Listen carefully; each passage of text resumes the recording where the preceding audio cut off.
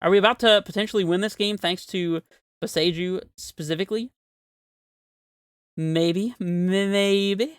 Hello and welcome, guys. We are here for a new video. This time we're playing some new Kamigawa cards. I did post a poll on both YouTube and on Twitter asking whether we should play more of a meme-driven amulet list with some of the more fun cards from the new set, Kamigawa Neon Dynasty, or a no-nonsense list with just the cards that are actually good.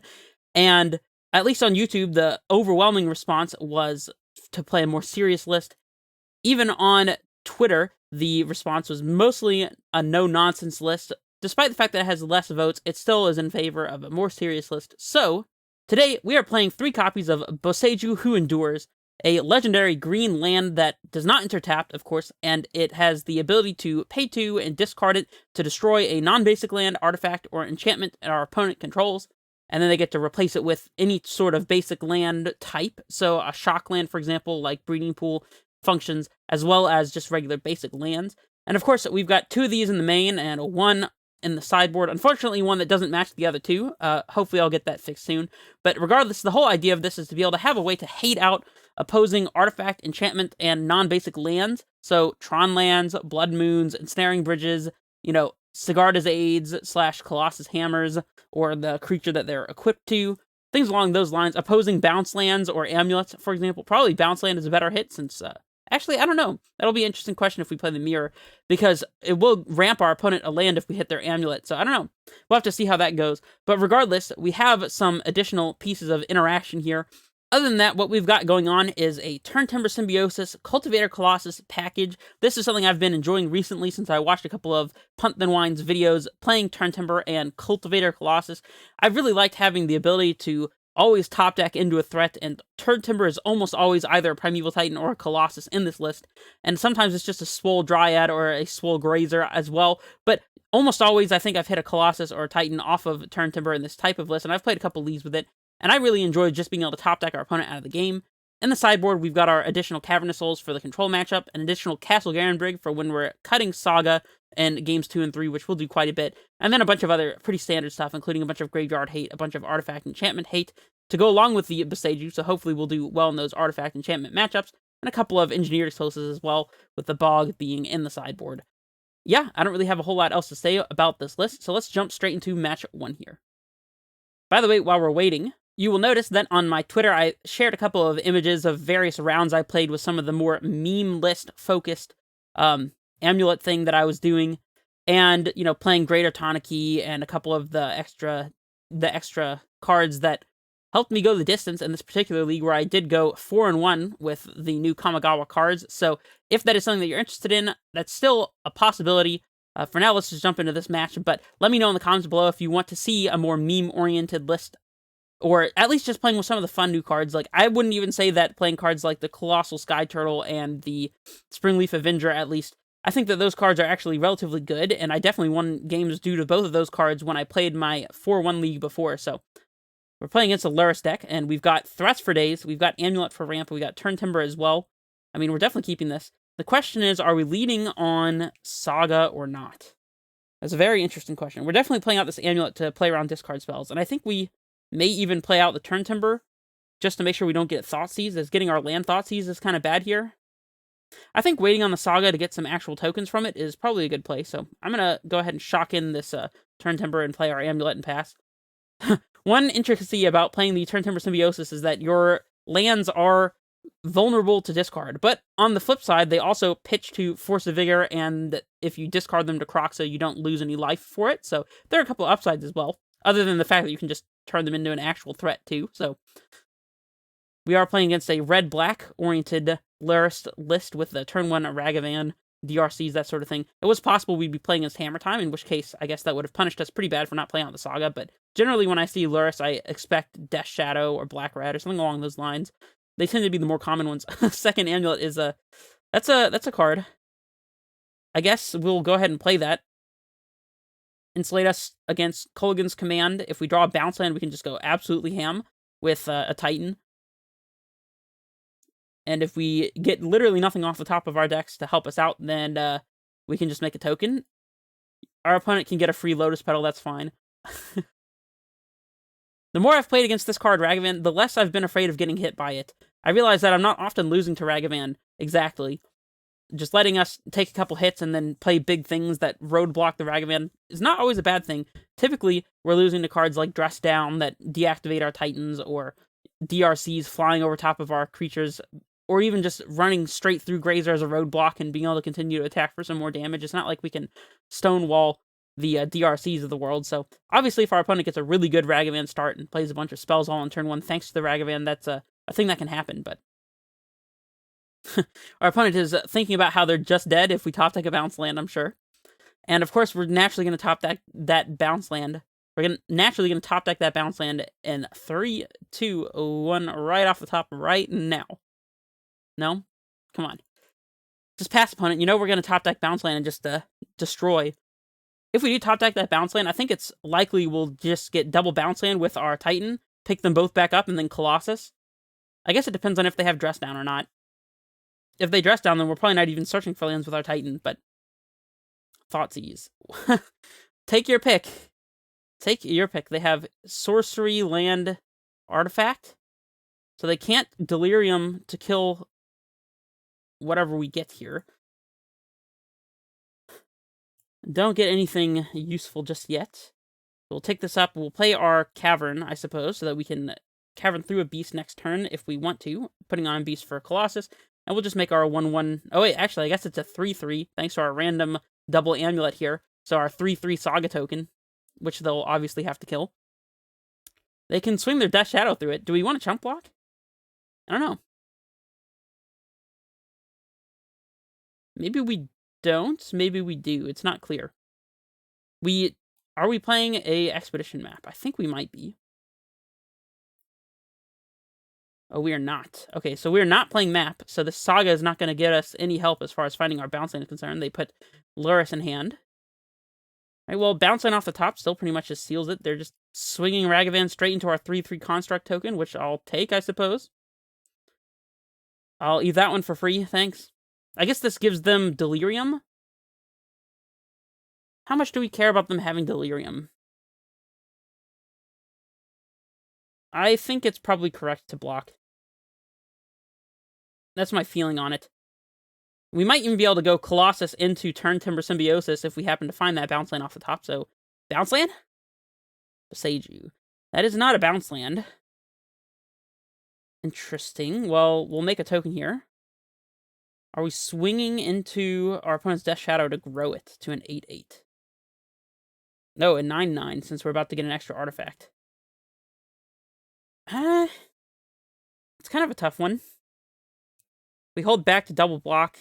They could blow us out with Dress Down. If we swing, put them to 4, then they Dress Down. We're just dead. I guess we're dead to Dress Down either way.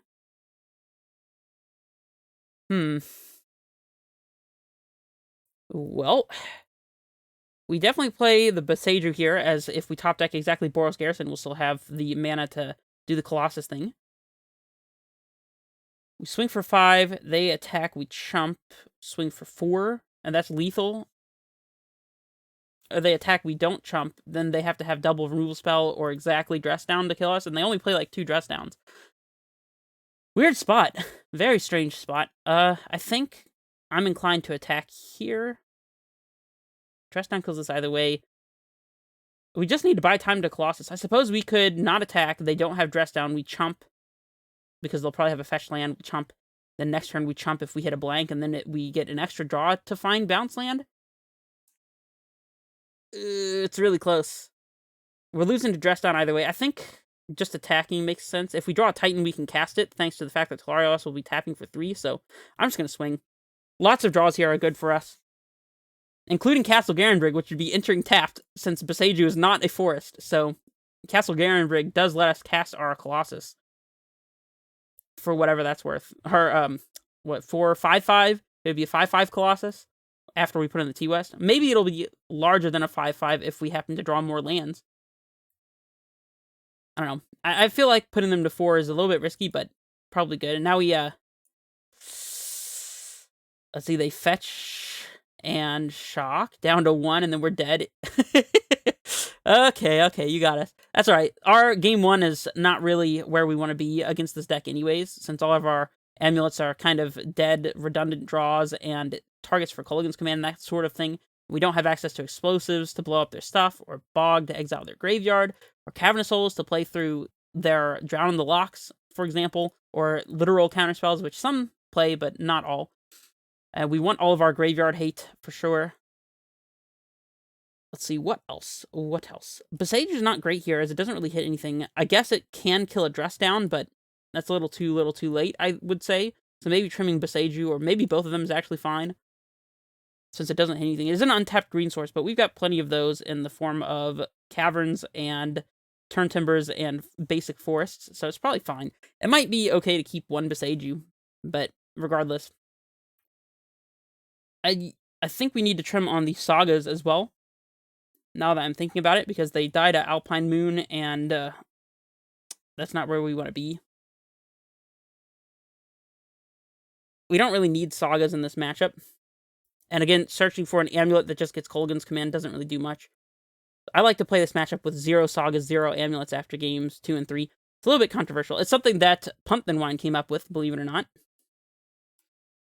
We got 31 lands. That seems fine. Plus the Turntimbers is 34, so we should never be missing a land drop. Yeah, we'll submit this. We've got Grazers for blockers, tons of threats. Alright, we'll be on the play. Would be nice to have another 1-mana ramp spell when we're siding out amulets like this, but this matchup is slow enough. Slow enough. We'll take a hit or two from Ragavan if we absolutely have to, just to guarantee that we're making all of our land drops and getting enough threats and not getting blown out by Kolaghan's Command. It's probably worth it.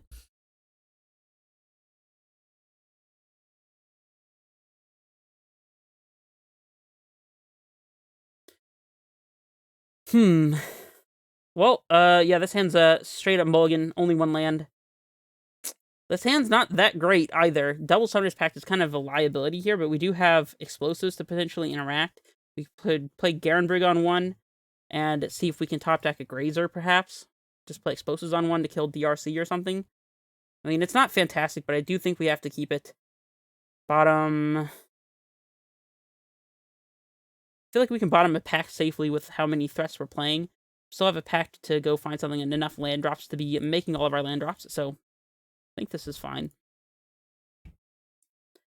I am a little worried about this hand, though. I don't think that we can afford to go to 5 in a matchup against Thoughtseize, but like this hand, if they Thoughtseize something, we don't really care that much. We still just need to top deck ramp and eventually a threat, so see what they have on turn 1 here. DRC or Ragavan? I think, considering we don't have any creatures, we'd rather them play turn 1 DRC here, but DRC does get out of hand eventually and makes their Croxes a problem, so, and also powers up Unholy Heat, so it's not really great for us long-term for them to have turn 1 DRC, but short-term, we're pretty weak to Ragavan, so Turntimber Symbiosis. That's a good one. I think we play the Valakut, and we could play Explosives on 1,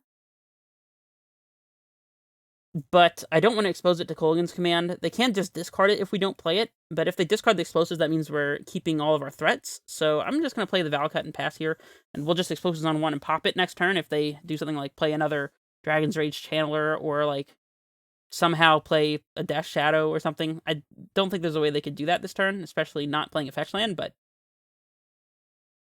considering they're playing Luris, they can't have Street Wraith. Iteration's pretty good for them here. But we are going to play and pop this explosives on just the Channeler, I think.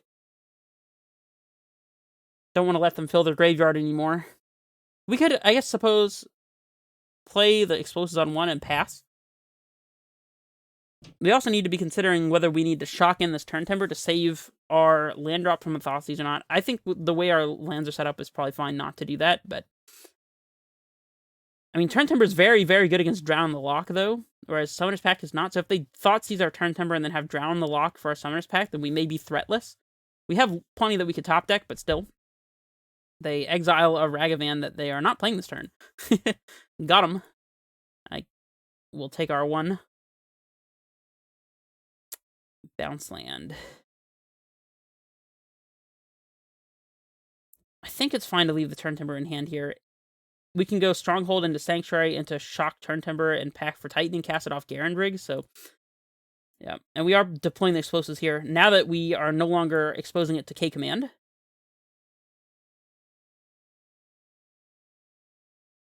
I guess they couldn't have K-commanded it on turn 2 regardless how we played out last turn, but clearly there was no repercussion. I guess maybe playing it would have been better against discard spells, but I think it's fine either way.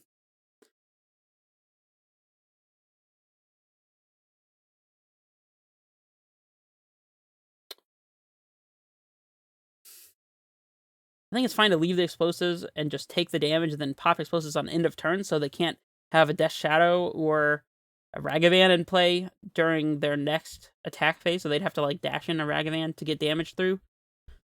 We are letting them get some scry value off of the channeler, but they put a card on top anyways, so Croxa. Interesting.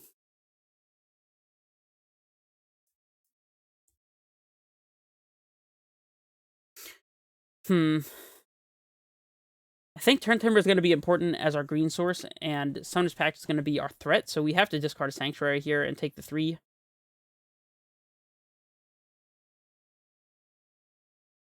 If they fetch, I might just go ahead and pop explosives.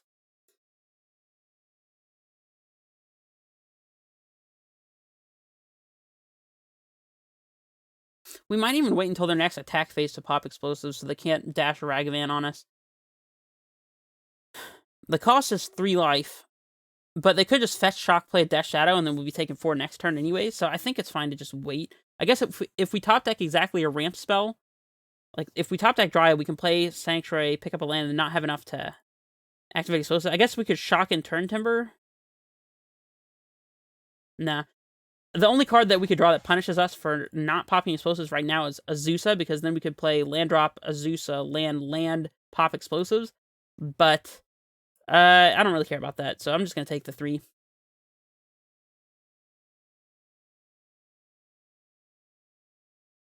Dryad. Well, we can't play the Dryad this turn if we're popping explosives. Which I think is probably fine. I think we just go Sanctuary, pick up the Slayers, as it is an untapped source. And then we'll pop explosives maybe on their instep again to play around Shadow. And the next turn we can pack for Titan, play it.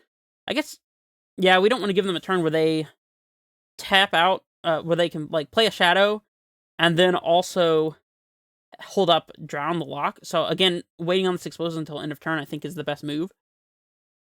That way, if they do have Drown the Lock, we're not taking a big chunk from a Death Shadow. If they dash a Ragavan here, I think we do go ahead and pop explosives before damage, so they can't have interaction for our Summoner's Pact. I mean, I guess if we take 3 and then take 3, we're going to be going down to 7, but...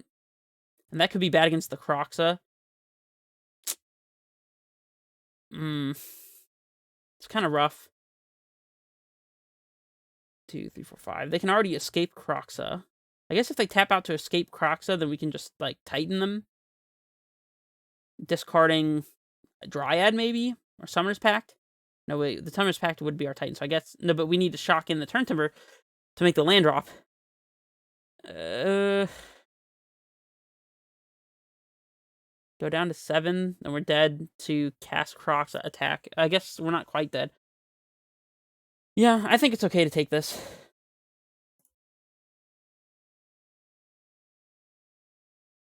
I don't really see the harm. We could also top deck an untapped green source and not even have to play our Turntimber to cast the Titan, so there's a Thoughtseize. Sure. That means they're not casting Crocs this turn, since I believe they played the Polluted Delta. That's actually good news for us. I assume they take the Summoner's Pact.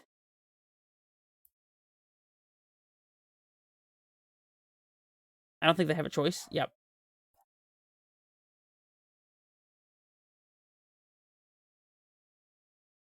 Next turn we can play... Oh wait, we could play Dryad with both land drops in order to haste our Dryad, but I don't know how good that's going to be. Again, we might just be waiting on this explosive so they can't get us with Shadow, because we're taking 3 a turn, which is a lot, but I think we die to Shadow way worse. We could also just find a Bajuka Bog to keep the Channeler in check. I guess if we top deck Tolaria West, we may want to transmute for Bog so they can't Croxa. Again, I think just holding up this explosives is better. Cavern's a good one. Yeah, that's pretty good. We could cast Turntimber next turn if it doesn't get discarded or Croxed out of our hand. So I guess maybe we keep the Cavern just in case they Crox us, so we could pitch the Cavern. And then top deck untap Source for the Turntimber. Since we have 5, I guess... No, untap Source doesn't do it. We only have 5, 6. Maybe we just play the Turntimber here.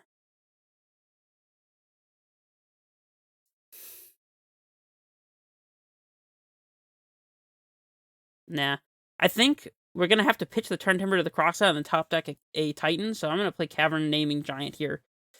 And then if they don't go for the Croxa, then we'll have a Turntimber to potentially cast next turn. Or we could just play it and shoot something for 3. The Unholy Heat the Dryad, that's fine. Not great for us, but it's like nothing we can do about it, so... 4, 5, 6. We're one short of just casting this Turntimber. We'd have to top deck exactly a green source, like a basic forest or a fetch land. And I think this is the turn where we want to pop our explosives on one, so that they either commit... Oh, they thought seize the Turntimber. That's not great for us. I mean, we could still just top deck Titan, so... And this also means they may not be casting Croxa, so... Titan getting Bojuka Bog seems like it might just win this game, so this gives us an out. Yeah, let's just go ahead and pop this. We'll pop the explosives. Save our life total a bit, and then hopefully we top deck Titan to get Bog, and then I think this game could even be quite in our favor, depending on how it plays out. We don't have a way to make Tolaria West a threat. We'd have to top deck exactly a blue source. There's our Titan, so... This is the way that we continue to play this game. And they already used the heat, so they'd have to have a second heat in hand to answer this Titan, or they have to have like a Terminate or something, and 2 cards. And then we're just facing off against a lone Ragavan. So this is an interesting spot. We have to get Bog for sure, so that's one of them. The other one is definitely debatable. Tolaria West seems to make sense, but it might be too slow. Like, we'd have to top deck Simic Growth Chamber and another blue source to transmute it, so Tolaria West doesn't really do anything here. Maybe we want to get a Boros... Nah, we don't need Boros Garrison because we already have red-white. Maybe we just get Sunhome so that we can kill them with Titan if they don't find an answer. I think it has to be Sunhome. No other land really matters here, so there was a possibility to get a bounce land so we could potentially have something to put into play with a Cultivator Colossus, but yeah, they do have the heat, which is unfortunate. We still have tons of threats we can top deck. Unfortunately, we can't cast Turntimber with our current mana setup, so I don't know, maybe going for the Sunhome was greedy. Maybe we should have gone for a green bounce land instead. That would set us up for an extra card. If we draw a Colossus, it would let us cast Turntimber. We could always just top deck another Titan as well. See what our opponent hits off their Ragavan, see if they get any card advantage. Simic Growth Chamber. Well, I mean, I guess we're happy that we're not drawing that one. And there's our threat. Yeah, do you have the counterspell? They don't. Cool. Cool. Alright, so we're definitely... I mean, there's no reason to use the Cavern here, since they would have countered the thing, but we can leave a white floating. Oh, wait, no. We can't leave any floating, because we don't have enough green to activate Garenbrig, so... Let me just count the mana real quick. So we have 1, 2, 3, 4, 5, 6, 7, 8. So 6 to cast Titan leaves 2 up. We'd have to have Crumbling Vestige to haste, which we don't, so no reason to be worried about that. I guess we'll use the uncounterable mana, colorless, and a black. Sure. Now, this Titan, what are we setting up here? Tolaria West and Simic Growth Chamber lets us bounce the Sanctuary and have access to another threat next turn. If we have another Summoner's Pact, which we definitely do, so that's fine. I think that's the only real play here. I guess if we pick up the bounce land, then we are exposing ourselves to Spreading Seas or something like that. I refuse to believe my opponent has access to Spreading Seas, so... You don't have Spreading Seas. Don't even pretend that you do. They have Drown the Lock, and they didn't counter the Pact. That just seems like a straight-up mistake. They could have countered the Pact, and then we wouldn't be getting the lands, but now they might just lose to our backup Titan, so... We can't really cast it yet, but...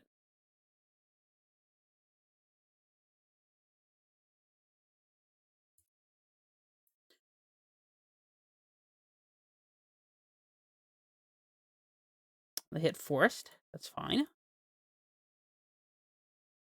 We're just really hoping they don't hit our threats. Ah, man, Shadow. I was hoping they wouldn't have that. Eesh. Okay, well... Yeah, we have to top deck, I guess, Explosives. They buy Luris. That's fine. I mean, it's not that fine, but what else are we gonna do about it?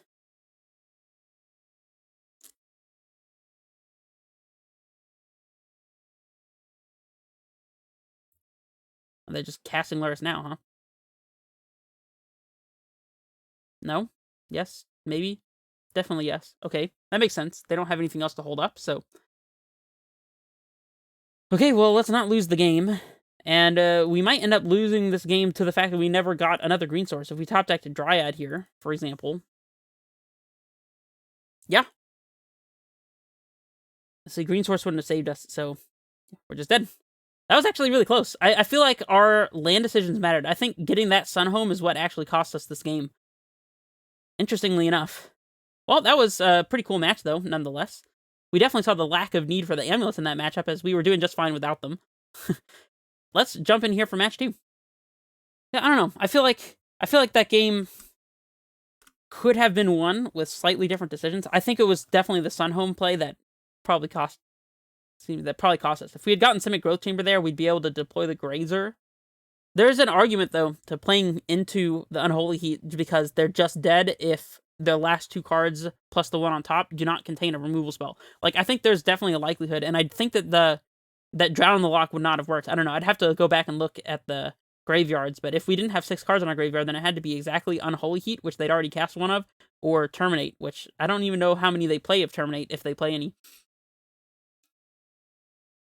I don't know, maybe going for the Sun home was fine, and it just didn't work out. Let me know what you think in the comments below. Alrighty, let's hop on in here for the match. They play first. No companion revealed. Interesting. Speaking of interesting, our hand here is quite interesting. We go turn 1 Saga, turn 2 Vesuva. We have a turn 4 Titan with double Amulet. I think I'm going to try it. That might be too slow if our opponent's on, like, Tron or something, but... We could also top deck an Amulet to speed the hand up. Amulet's about the only draw that does it, though. Maybe a green source that's not a bounce land. It's like a Boseiju, actually, on turn 2 would let us cast a... On turn 3, I guess, would let us cast a Dryad. Or if Basic Force does it, too. We'll play out our Saga here, playing against Marsh Flats. Does that mean we're potentially playing against Grief Ephemerate shenanigans? They didn't have it on turn 1. Also, let me know what you guys think of these basic lands from Kamigawa. I think they're a very nice style. I don't think that I prefer them to my usual basic lands, but had to be in theme with the Kamigawa, you know? Blood Crypt, Blackleaf Cliffs. Dark Confidant. No companion, though. Interesting. Well, I still think we're not deviating from the plan. We play Vesuva, next turn we float Sack Saga, play Forest, play Dryad, and then the turn after we just have Titan going, so... This hand is a little soft to K-Command. Not terribly, but just a little bit. We have tons of redundancy against discard spells, so that's nice. See what they reveal here with their Dark Confidant. A Kolaghan's Command, huh? You don't say. Interesting that you should have that one, opponent. We'll take R2. They're just holding up K-Command here. Makes sense. Stopping in our upkeep. Doesn't make as much sense. Right, we'll let this one go. We'll float and go get our Amulet. I don't think the land sequencing matters here. If we want to play out the Turntimber, I guess in the worst case scenario, they could, like, have triple discard spell, or, like, Grief Ephemerate or something, and playing the Turntimber out saves it from discard, which is interesting.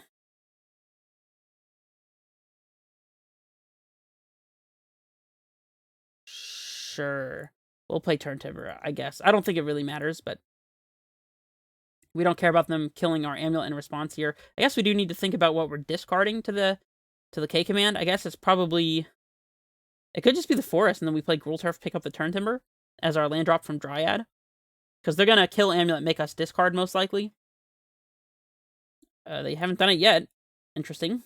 Here's Dryad. I think it's probably just the forest that we're going to discard.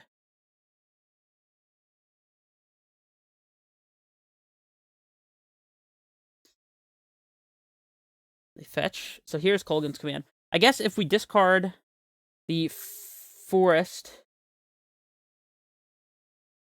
Either way, we're going to be a little weak to Turok, just because they might happen to hit both of or our one remaining bounce land if we play out bounce land for turn here. So, I don't know. They destroy the artifact, and they're making us discard. Okay, so next turn, we're not actually going to have Colossus mana, I don't think. We float, have bounce land. I guess... No, we'll have one additional land draw from the Dryad, so we'll have exactly enough for Colossus if we want it. Assuming we leave the Saga in play. But we can't put the Turntimber in with the Colossus, which is awkward. Maybe we just discard Colossus here. Is that crazy? Because we could pack for it. I don't know. I feel like we are better off discarding the forest. We'll let this guy go. We'll play our Growth Chamber and pick up the Turntimber, and we'll pass back. Literally 4 threats. We're about to get our Amulet in play if we can get there. Our opponent has fetched a basic Plains, which indicates to me they could be playing Blood Moon, which would really suck, but I don't think we can afford to play around that. Lingering Souls. And they've also just taken 6 damage off their Dark Confidant. That's a thing they can do. They have basic Swamp. No Blood Moon. Don't do it. Don't Blood Moon. Thoughtseize. Take your pick. That's absolutely fine. Take your pick of any of the million threats that we have. Like I said, they could literally have triple discard spell here and we'd still be fine. I guess they could triple discard, leave us with Turntimber, and then hope that we miss on Turntimber. That is technically a thing they can do. I would love to see them just cast Lingering Souls and pass. That's what I would absolutely love, but they'll never do it.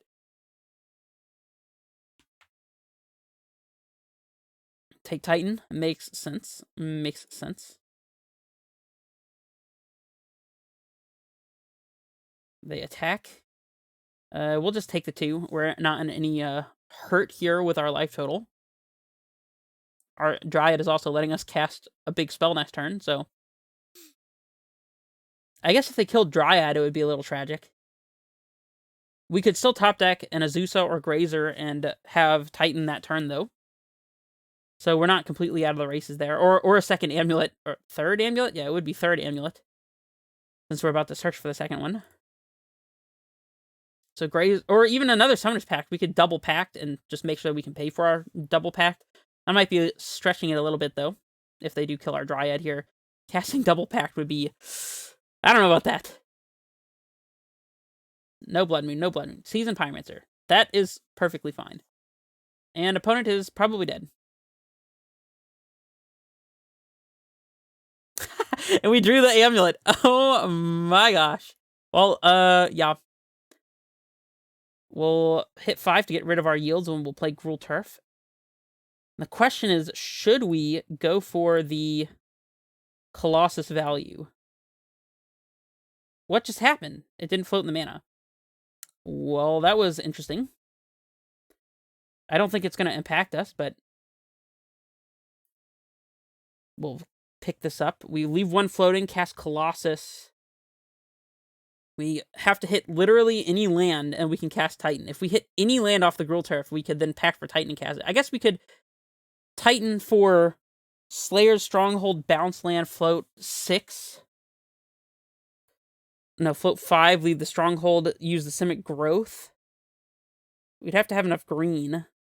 So we float here, cast Titan, leaving double green floating, get Slayers, Boros.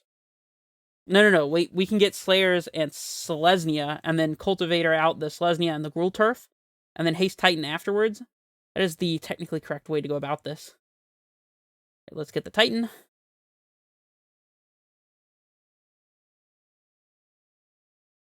And we'll yield here. Yep.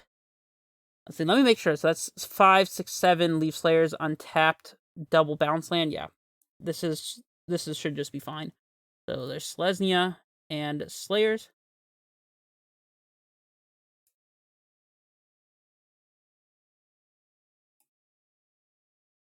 Hopefully we don't slip through the mana again. Pick up the Selesnya. Cast Colossus. And it'll give us the red and white that we so need to activate. Or we'll just get a bunch of Valakut triggers, perhaps. That would be cool, too. We'll name Giant here. And our opponent concedes. Yep, good enough. Being a little glitchy. Okay, well, we got to do the thing. We would have gotten cast a second Colossus, too, if we wanted to. Alright, so against them, very similar to before, perhaps. I expect them to have DRC and Ragavan, so I think that Lantern is good. They had basic lands, so either they're trying to make us think that they have Blood Moon, or they have Blood Moon. Either way, I think having Boseiju and Foundation Breaker is a good way to hedge against that. I think there's a likelihood Bog is good. Castle is going to be very good, requiring us to have fewer resources to cast Titan. Cavern can go. Radiant Fountain is arguably good, but it's also a colorless source, which I'm not a huge fan of. I think that they'll have answers for Saga, so we can trim on those. Alpine Moons and Blood Moons and whatnot. Actually, it might be right to cut them entirely, just expecting a full-on Blood Moon plan over there. I think that makes sense. I don't think it's crazy to suspect Blood Moon out of this deck. They did have basic planes, but the fact they have basic planes also makes me think it's more likely they even do have Blood Moon, so otherwise I don't see why they would even bother playing the basic planes. It's not like they have to hardcast Lingering Souls. So I think that bringing in a couple forces as well is a good idea as well. We can trim on a Colossus and some Turntimbers because they're hard to cast. Although Turntimbers, they're alright. They help us grind. I think Amulet is not going to be great here, although a couple copies is fine. Summoner's Pact is likely to get us dead to Blood Moon and make us tapped out if they answer our first threat, so I don't like Pact. And yeah, I think we're good. We'll just run it. Just having a land here that doubles as a way to answer Blood Moon should our opponent have it. Quite nice in this particular type of matchup, I would say. And the game is frozen. Loading in. I don't know why it's glitchy like this. It's not usually like this. We have both of the Summoner's Pacts that we kept in deck. A little bit unlucky there, but we also have no bounce lands. We're kind of low on lands in general. Colossus is not a great threat when you don't have a lot of lands either, so I think it might be greedy to mulligan this, though. We're on the draw. We get a redraw from the Lantern. We have Dryad to play. We just need so much for this to work, though. I think I'm going to mulligan. It could definitely be greedy, though. And this hand is better. We don't have any threats, but we've got, like I said, 1 billion of those to top deck, so I'm not really worried about that. We even have Tolaria West if we wanted to use that, but I don't think we need the Tolaria West. So I'll just bottom that, and we can go Eternal Grazer if they do happen to have Ragavan here. I wonder exactly what it is our opponent's doing over there. We just saw a bunch of clunky 3-mana spells and Dark Confidant, pretty much. So we do have Boseiju here to play around Blood Moon. We can play our basic force and then channel Boseiju to deal with it even after they've cast it, instead of having to just float green mana for it, which is nice. And of course, it's just an untapped green source. Just secretly being awesome. I guess we also have force. This hand is a little overprotected from Blood Moon, almost. Yeah, let's go ahead and get this Grazer into play. No Ragavan again. Maybe our opponent's just not playing it. I kind of want to save the Bog. I don't really want to expose the Sanctuary to land destruction. So I guess it's fine to put into Boseiju here since we have Force of Vigor to cover Blood Moon. If they Thoughtseize Force, we'll probably have to play Sanctuary and pick up our Boseiju. They bolt the Grazer. Well, they're trying to get something through. I guess they could have Lightning Skelemental, which is a reason to play out the Sanctuary, actually, although that doesn't work well against potential Fulminator mages. That type of effect? Oh, they do have Ragavan. Okay. Interesting. I guess they just chose not to play it on turn 1? I don't know. They hit our Turntimber Symbiosis, and we draw another threat. Cool. I mean, do we just bog? Do we play the Sanctuary and pick up the Boseiju?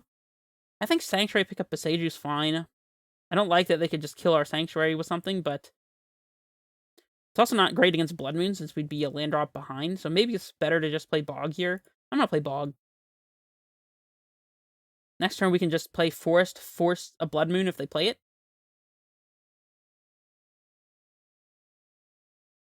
Although their mana base doesn't look like they can really afford to play Blood Moon right now, especially if they don't have a third land drop.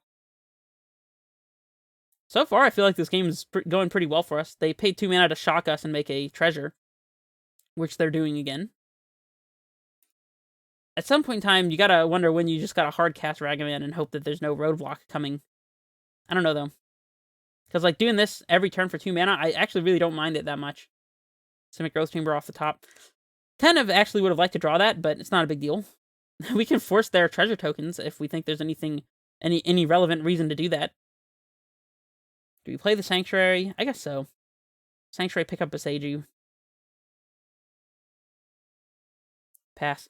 Again, this exposes us to land hate, but I don't know.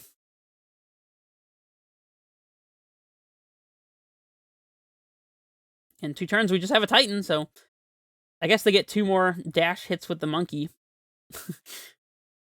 They have double fetch land here, and they're cracking for basics. It looks like they might be on the Blood Moon. No?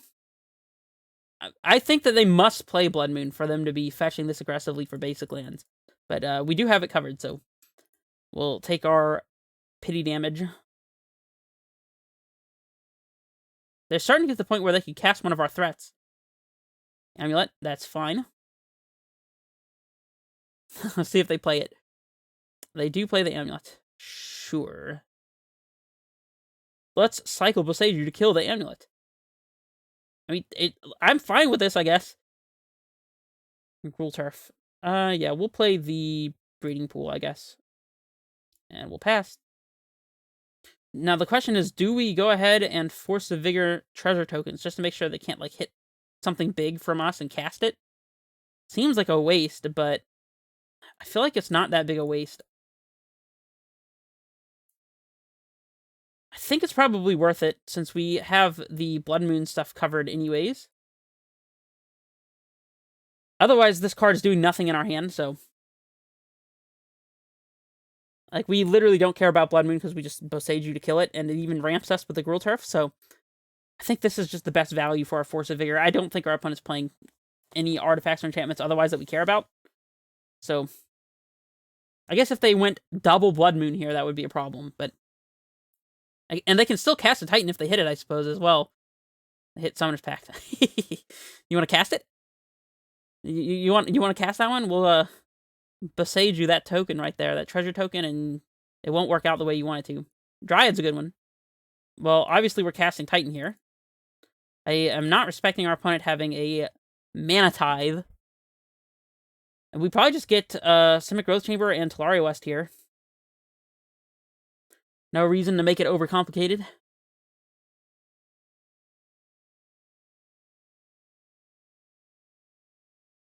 And we'll just pick up the Tolaria West so they can't just kill it. And we'll pass. Feel free to kill our Primeval Titan if you like. There's more where that one came from. Eventually we'll get a Cultivator Colossus. And that'll draw us a couple cards. Right now we're at 3 + 5 is 2 away from being able to Colossus, but... I guess we could Transmute and then Colossus the turn after, but that plays into a potential discard spell. We have Sacred Foundry. You got it. They're not even representing Blood Moon at this point anymore. Well, no, they do get a basic. I don't know. Don't know what my opponent's doing over there. Kaya's Guile, sure. Oh no, we're taking 1. I guess they could hit us with Ragavan too. We could just Transmute for Valakut. That seems like a little risky.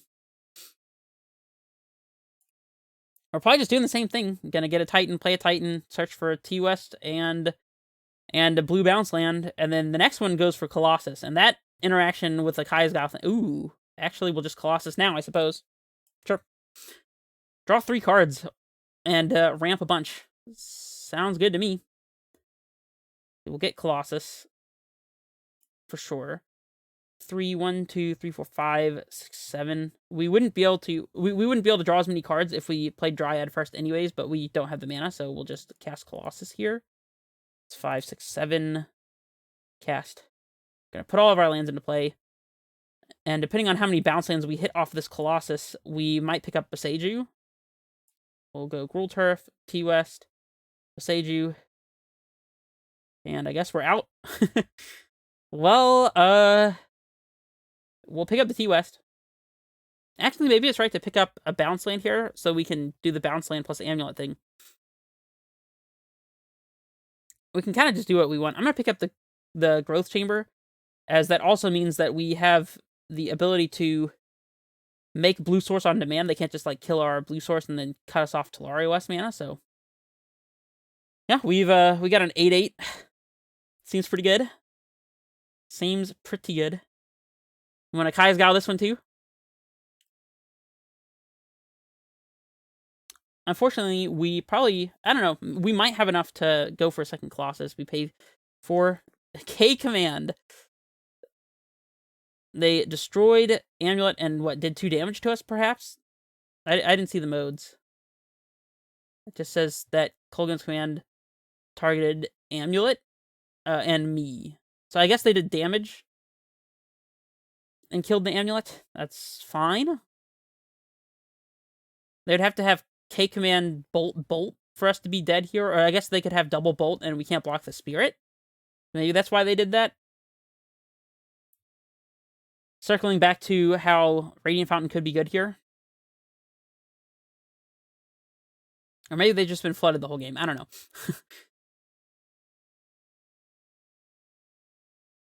Ragavan, just hard cast. You got it. Swing 1. You got it. Okay, well, let's not lose the game. Firstly and foremostly, and we'll tap the Gruul Turf, I suppose. Yep. Turntimber. 1, 2, 3, 4, 5, 6. We're 1 short of that. Well, we can transmute T-West and play Dryad and play Valakut, kill the Ragavan, or kill the Spirit, perhaps. Play double Dryad. No, we can't. We can't play double Dryad and also transmute. See, this guy's an 8/8. Shame that we're 1 short of casting Turntimber, because I totally would on this board. Yeah, I think going for the Dryad plus Valakut thing is probably the best line, so... And then we have Turntimber to find another threat afterwards. Next turn when we don't have to pay 4 mana for our Summoner's Pact. Let's see, we'll play... Let's transmute first, and then we'll play Dryad.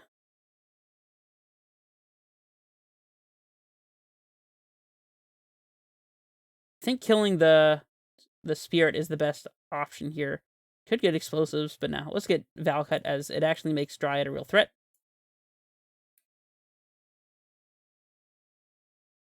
We'll Valakut and kill that flyer that we otherwise can't block. We might even just be chilling here on the Colossus. Swinging for 9 doesn't really matter. At this point, we're just trying to not die. So, yeah, I don't really see a reason to attack, if I'm being completely honest. We easily have lethal next turn, depending on what we hit off this Turntimber Symbiosis.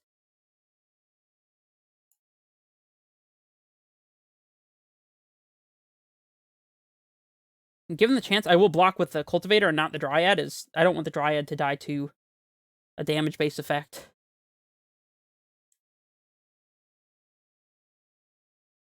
Prismatic Ending for 3, sure.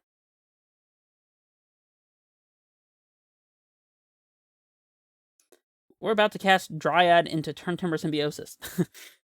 See how that goes.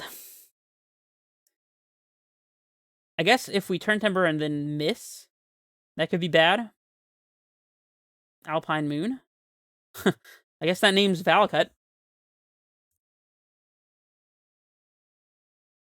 Also, I haven't really seen any hate for Saga, so maybe if there's a Game 3, we bring in Sagas again, because other than Alpine Moon, which they probably only have like 2 of, they do name Valakut, so I guess there's no point in casting Dryad first. Oh wait, that Valakut taps for any color of mana, so let's see, that's 3, 4, 5, 6, 7, leave the white floating. Yeah, we'll cast this one.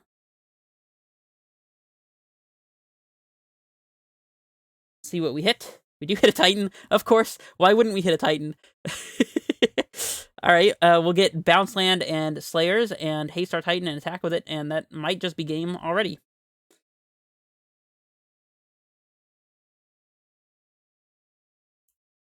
Oh, that is not red mana.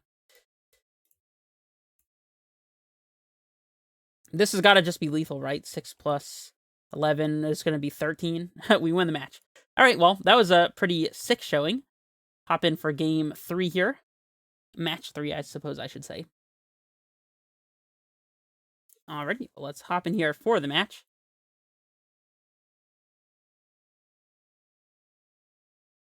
We'll say yes to this one. Why is this not going away? And a no-lander.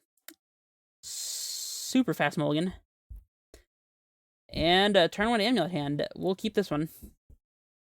I think we bottom the Valakut here. Any land is Titan mana. Yep. So Dryad and Azusa are good draws. Any land is a good draw. We are going to go ahead and take 3 damage to play this amulet on 1, just in case our opponent's playing discard spells. They didn't reveal a companion, so they may not be playing them, but you never know. We have our secret hidden mode threat here. Inspiring Vantage. Esper Sentinel. Ooh. This could be that red-white boom bust deck. I saw one of those running around. We'll play the Garen Rig here. And pass. So Azusa or Grazer let us just hardcast Titan. Although I do believe this deck plays the Mana Tithe. That's the name of the card. I do believe they play Mana Tithe. Get Sword. Interesting. No, maybe this is just more of like a red-white artifact, like spike deck. Dryad's good. It doesn't play Titan here, but it is very good. So we'll play out the Simic here. Yield here. We'll pick up the Simic. We'll tap Turntimber, play Dryad. We'll play Growth Chamber and pick up the Turntimber. Yeah, unfortunately we don't have any other choice, so we'll need this Dryad in play at our next turn to be able to play Titan, unless we top deck a green bounce land, I suppose. So for that reason, probably not blocking.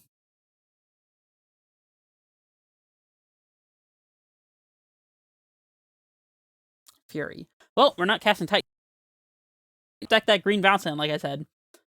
Not the end of the world. We still have Turntimber as a land drop, so we have Titan in 2 turns. Cauldra. Yeah, we were not expecting that one, because the equipment they got off of the Stoneforge was a sword, so... I mean, this is a really fast clock.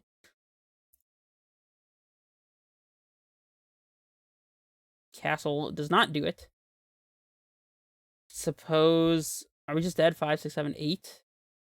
Sword and equip is 10, plus the 2 from the sword. So if they have land to flash and sword and equip, I think we're just dead. But regardless, we'll play out the castle and pass. And we'll have to perform some sort of miracle here.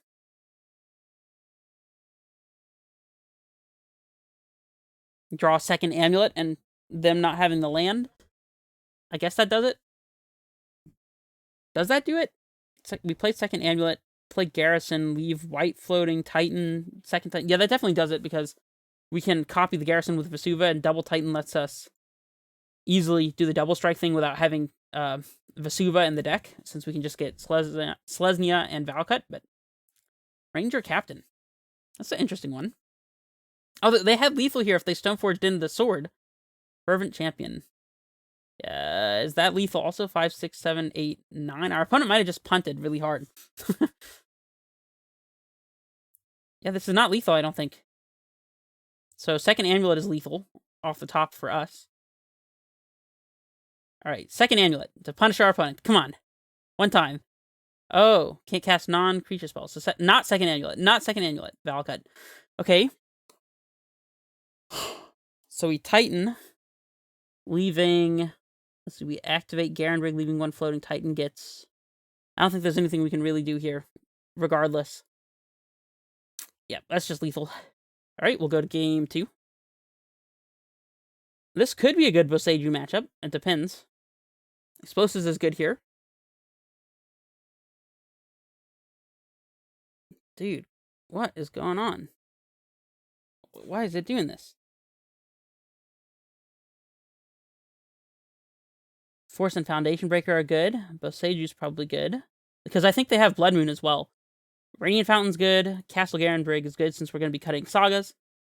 And then sideboarding. We don't need Colossus, probably. It's not really a grindy matchup. And we don't want Turntimbers either for the same reason.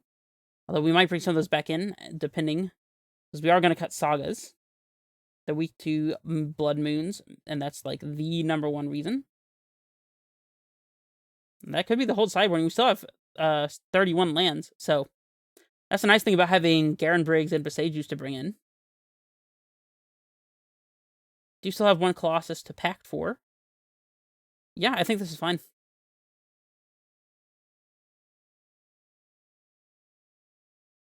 Be on the play. We have turn 1 Amulet, turn 2 Dryad. I guess if we top deck a Titan, this is a turn 3 Titan with Valakut, so... I mean, we'll keep it. And we can fetch a basic Force to play around Moon, and that way we have tons of answers to top deck into to kill Blood Moon. Get Forest. Amulet, go. We'll play Dryad and to pick up the bounce... No, we'll play Bounce Land, pick up the Forest, play Dryad, play Valakut. And then if we top deck Titan, we're good to go. No Titan just yet.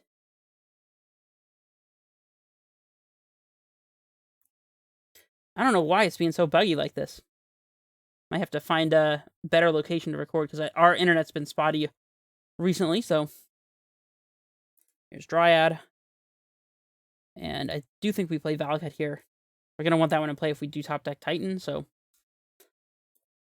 We have 7 mana, so if we top deck second Amulet, then we can probably transmute. That's 4, 8, 9, 10. Yeah, we can transmute if we top deck second Amulet. Azusa or Grazer do not let us transmute and cast Titan in the same turn. Azusa, I suppose, would let us... 2, 3... Azusa would let us get Valakut triggers. Oh, Wear and Tear. Yeah, about that one. I guess we're playing Breeding Pool and Transmuting and then playing Titan a turn after. No, they exiled the Dryad off the top too. We wanted that one. Alright. Boseiju. Alright, well, it's a Breeding Pool and Transmute. We do not want to pay the life. Wait, this needs to be a blue. Transmute. We will get Summer's Pact. And pass. Our opponent has Blood Moon. They got us temporarily. But we did draw the Boseiju to answer it, so... It would stop us from playing Titan this upcoming turn, but... They do have the Blood Moon. That's fine, though, actually. We can still beat Blood Moon. We hope they don't have a second one. I mean, if they do have a second one, we can pact for the Foundation Breaker. But regardless, so we're playing Forest and passing here. We're going to Boseiju that Blood Moon. Yo! We've been playing around this one our whole life. Unfortunately, this Ranger Captain means that we are not going to be able to... I guess we can pack in response to the Captain's sack on our upkeep. So, Fervent Champion is fine. Play the Champion, sure. We're taking 6 here. The Champions do buff each other.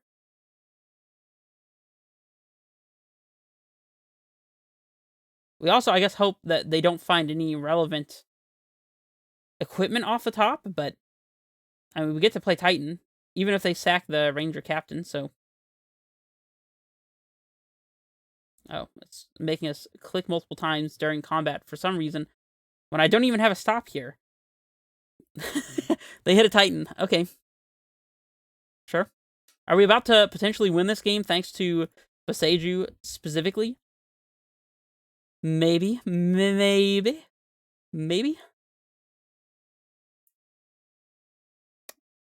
Cavern is Titan mana. They do get to search for a land. That's true. Did it enter untapped? Oh, it's not even tapped. Interesting. I didn't know that. I've already been playing with the card, too. I used it once, but... Alright, let's pack in response to this. Got him. This was a good play, though, in case we top decked exactly pack. And try it off the top? Foundation Breaker, huh? Interesting. Well, let's see. If we leave a green floating, I don't think there's anything we can do with that, so we'll just play the Cavern. We'll name Giant, I guess. And I will make it uncounterable to play through a potential Mana Tithe, since that's a card that people have been playing recently. I keep forgetting the name of the card. I'm like, what is the name of that freaking card again? We cannot afford to play around Solitude, most likely. I don't know, can we? Because our opponent could definitely have Solitude. We get Tolari West, Simic Growth, pick up the T-West, transmute it. Next turn we pay 4. We have 1, 2, 3, 4. We can play Simic Growth Chamber and cast Titan next turn if they do have the thing. And we have Titan to block. Is it worth it to play around Solitude? If we play around Solitude, we don't play around Second Blood Moon, because we would lose to our Pact trigger. We could get Tolari West Basic Forest. Next turn we pay 4. We have 1, 2, 3, 4, 5, 6, so it's not enough. We could pick up Tolari West Transmute for Dryad, and then any land off the top that lets us interact. Maybe Basic Forest Tolari West is good, or maybe just not playing Scared is better. I think... It's close, it's close. I think Tolari West Forest has a good sound to it.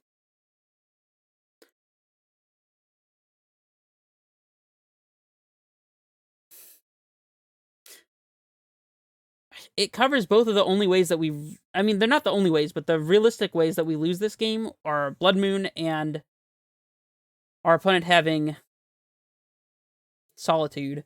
And this plays around both of those. Although it doesn't play around Blood Moon particularly well, since we won't have the green to actually do Foundation Breaker.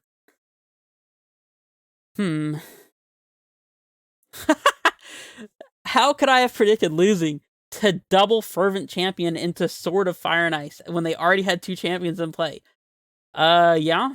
I think that's just lethal because they each give each other +1/+1, so they're all 4/4s, I think.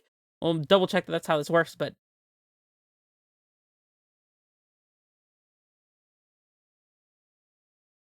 Oh, no, I think they target. I don't know how much damage this is. We're definitely blocking the sword one. That's for sure. It looks like it's 6, 7, 8. I think this is exactly lethal. Oh, no. This is exactly lethal. No. It's 1 point over, I think. 3, 4, 5, 6, 7, 8, 9. Yeah. Man, that's unfortunate. Well, I guess maybe we shouldn't have played Scared, huh? Maybe we should have gone for the attack. I don't think it would have made any difference, though, to be honest. We still would have lost to that sequence. Our opponent would just be at 8 less life. And we would... That still could have happened, and they still could have had Solitude as well. We don't know for sure that they didn't, because they never had a need to actually cast it, but... That was interesting. They had to have exactly double Fervent Champion and an artifact there for us to get got, I think, because we blocked... No, they didn't have to have the sword, I guess. But they did have to have double Fervent Champion. Yeah, it had to be double champion for them to get it there, because 1 champion and an artifact wouldn't have been enough, so... Crazy stuff, crazy stuff. Alrighty, we'll hop in here for a match 3. On the draw again. Unfortunate. Our opponent reveals Luris. And this hand is pretty good. I mean, they thought Season take our Amulet on 1, assuming they don't just play a creature, but... Regardless, we still have Titan mana, we have double threat, so... Yeah, I mean, this hand's solid. Probably playing Forest into Castle. Unless we have a 3-drop that we top deck in order to go along with this Amulet, untap land, and bounce land. In that case, we'll definitely play the 3-drop, and we'll probably leave Bounce Land in play to play around removal. I have Sacred Foundry, Ragavan. Another red-white deck, huh?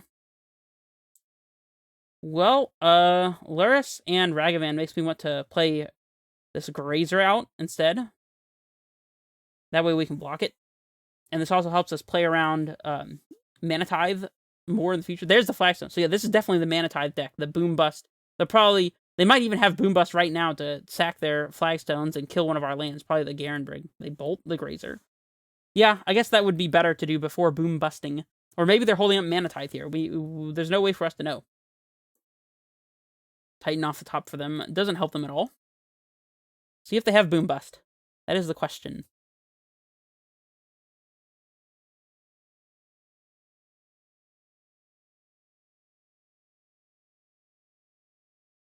Maybe they hold up Mana Tithe. If they have Mana Tithe, then we could play Amulet Sanctuary, play a 3-drop if we draw it, but that does play into Mana Tithe. I don't know if it's worth playing around, though. They do have Boom Bust. Okay. Of course, so what this does is killing their land, the Flagstones, which they replace with a Plains, thanks to the way the Flagstones works, and they just get to kill our land for free. So we'll play our Amulet here, now that we're not getting destroyed by Mana Tithe. And I think we play Saga. It's weak to another Boom Bust as it gives them a good target, but it also keeps them light on mana, which is not irrelevant. I think Saga's good here. It gives us something to do over the next couple turns if they don't kill it, to be able to block this Ragavan as well, so I think it's the most annoying land for us to play for them. Luckily for us, they don't play Blood Moon or anything like that, and we know that for sure because they're playing Luris, but also because the deck list that I've seen they didn't play Blood Moon, so we don't have to worry about that. That would be quite an annoying one to have to worry about. Let's see if they play our Dryad here. That would be interesting. We can play Garenbrig in the next turn, have Pact into Titan, double Amulet, combo them. Seems pretty good. And I think we could even play around Mana Tithe doing that. They have double threat. So they're not casting the Dryad. Interesting.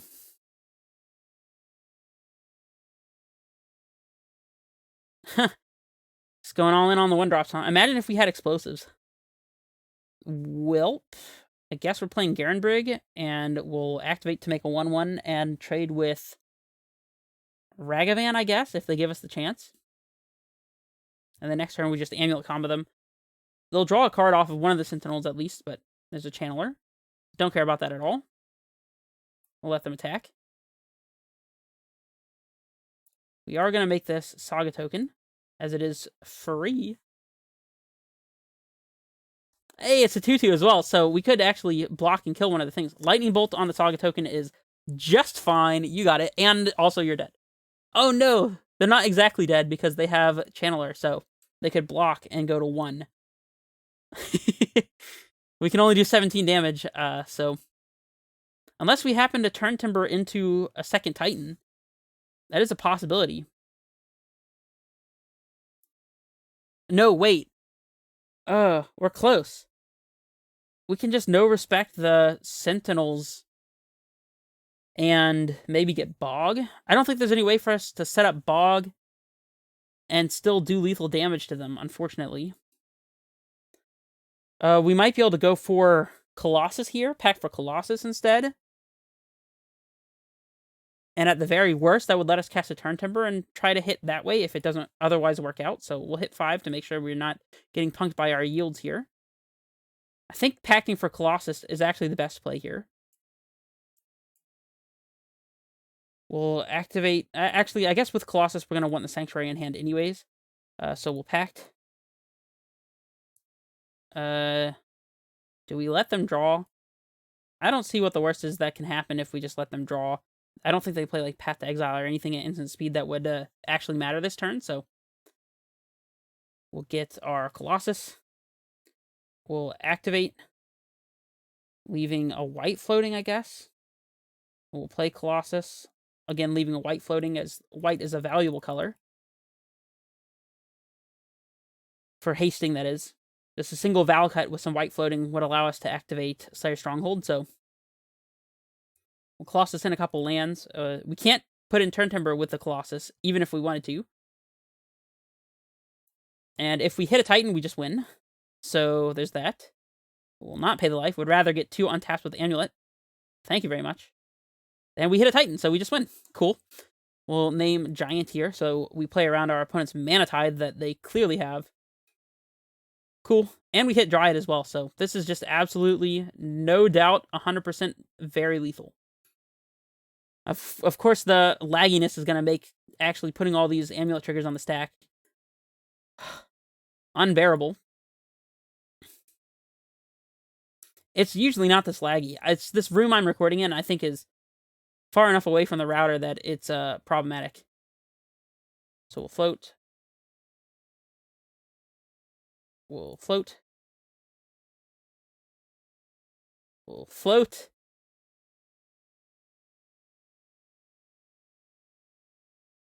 We'll make a giant mana. It's humongous.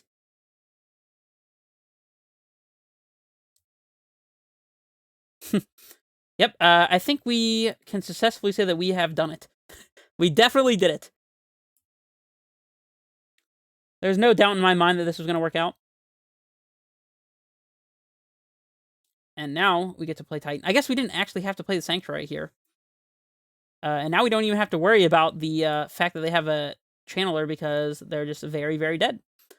So that's cool. And we'll untap. And we'll untap again. I could do this all day. See, we got 6. Yeah, we can just go ahead and cast a Titan and leave a bunch of white floating and haste both our Titan and the Colossus if we wanted to. And that would probably be game. Do we want to go for the second Titan? I mean, I think we should. It's going to take so many clicks, though. And with this being as slow as it is... Okay, they conceded. Thank goodness. I need to figure out where I'm going to record to make it so that this lagginess is not a problem. We'll bring in explosives. We'll bring in a castle and Boseiju. Radiant Fountain is alright, but it's not great against land destruction because they could just leave us with a bunch of non-green sources. The life gain can matter, though, so I think it's probably worth it. We want Foundation Breaker and, like, a Force, maybe. We have Boseiju to cover their equipments. Oh, wait, they may not be playing the equipment. Now I'm thinking about it. I don't think they play the equipment. They do play Saga, though. Is Saga enough to want Force? I don't think so. Right, and against them, Colossus is not that great. Turntimber is, though. We can trim on Summoners Pact so we don't die to land destruction effects because of it. We can trim on Cavern, and I think it's okay to trim on Sagas. We definitely don't want to rely on Saga for amulet purposes, but that doesn't mean that Saga is actually bad. I think we can trim another Colossus and a Turntimber. Just the Turntimber, because if we're trimming on Colossus, then the Turntimbers don't have as many hits. And I think Colossus is definitely worse than Titan, despite the fact that we just won thanks to it. Yeah, I think this is fine. I'd rather have a couple of Sagas. I guess if they have Blood Moon, then it's not great, or Alpine Moon, but they probably won't have Blood Moon thanks to the Luris. And Alpine Moon we can play around. Alpine Moon is already relevant hitting Valakut anyway, so as long as we just don't leave ourselves dead to Alpine Moon randomly, then it's probably fine. And this hand is great. If any of the lands was an untapped green source, or just an untapped source in general, it would be better, but we're definitely keeping this.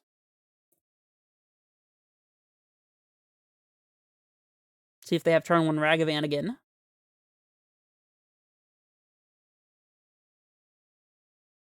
Amulet. Not Ragavan. I was thinking about whether or not we could play out an Amulet to play around Crack of the Earth, but unfortunately we don't have that option. We are going to play the Tolaria West here, as it, compared to the Castle Garenbrig, I think it's our worst land if we do end up losing this one to a Boom Bust or something. Rather have the green source, and it shortens our Titan mana by 1, so Garenbrig looking better than Tolaria West here, I think. They hit our explosives. That's fine. See if they play it. They could play explosives on 1 to kill our Amulet, and that would definitely be a relevant play.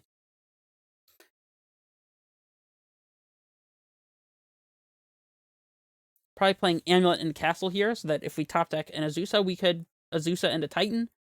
And then we also have Talari West to sacrifice to our opponent's Crack the Earth. They play explosives on 0, really? Interesting. I guess they can sacrifice the explosives to Crack the Earth.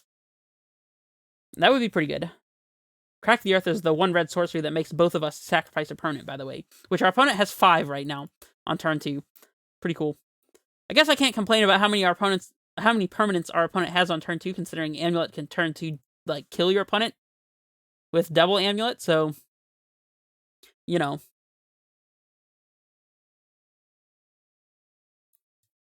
Shock in the Sacred Foundry. Okay. They do have Crack the Earth. This is the one that I was talking about. I say that as if I'm excited about it. I'm definitely not, but just interesting that they did have it. And that's why they played the explosives on 0, so I guess that makes sense. Don't want to sacrifice the treasure token, as the extra mana could be relevant. Well, or maybe they want to have the explosives to play around Saga. I don't think that's particularly relevant, although the Saga token was definitely relevant in the game that we played before. But they mill over a Bomat Courier. Modern All-Star Bomat Courier. Yep, and they did sacrifice the explosives. So that's why they made that play.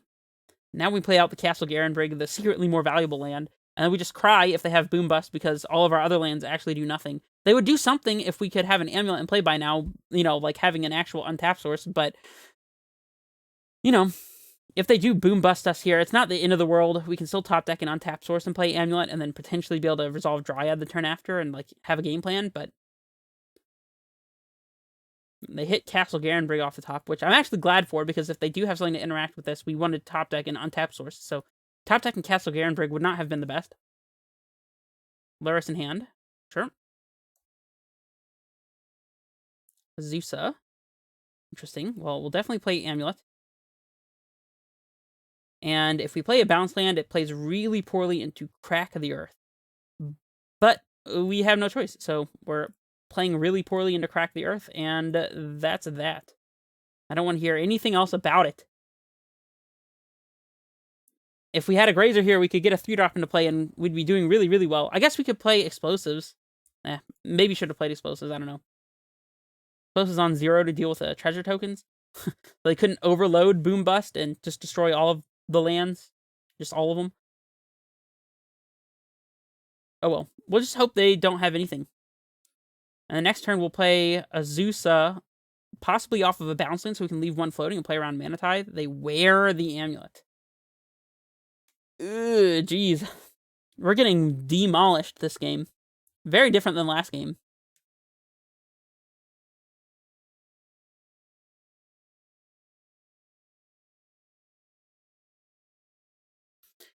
Yeah, this is almost scoop it up territory. Definitely would have been better to have played the explosives on 1 in this particular scenario, but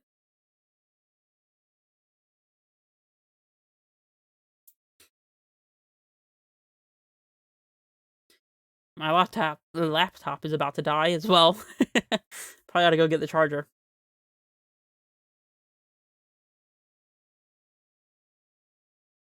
Luris into Bomat. Yeah. Yeah, I guess the explosives actually wouldn't have done much. It would have saved us some life, I guess, but a life. No, like 3 life, something like that. I don't know. Hit basic force. That is very rude of our opponent. We'd have liked to have drawn that one, but... And, of course, we don't have the untapped source to play our anything, so we'll play explosives on 1 and cry. It does help us play around Crack the Earth a little bit, but... yeah, and that's all we got.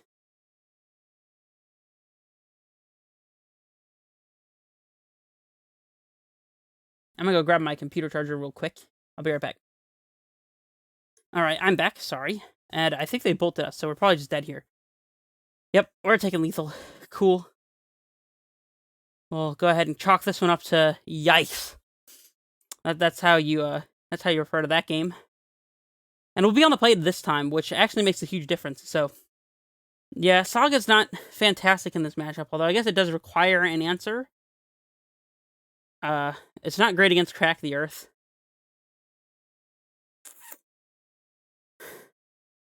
Yeah, I think this is still probably fine, though. Foundation Breaker seems a little weak, but I don't know, just evoking out a Foundation Breaker against their... Actually, no, maybe Breaker's a little loose. We'd rather have Saga, I guess. Breaker doesn't really hit anything relevant, so Summoner's Pact is also kind of weak. Alrighty, let's be on the play here.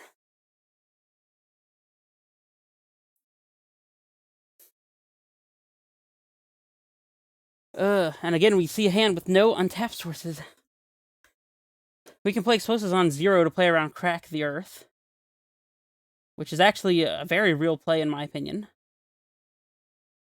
So we go turn 1 Garenbrig, Explosives on 0, turn 2 Grazer out, bounce lane, and play Garenbrig. And this hand has a start, and it has a plan, and it's not weak to Ragavan, so I think I'm keeping this. And I think we do, unfortunately, just have to lead on Explosives here. Explosives into Garenbrig. Because if our opponent just goes turn 1, Crack the Earth, we both sack a land, then that's not great for us. They mold a 5, which is not great for them.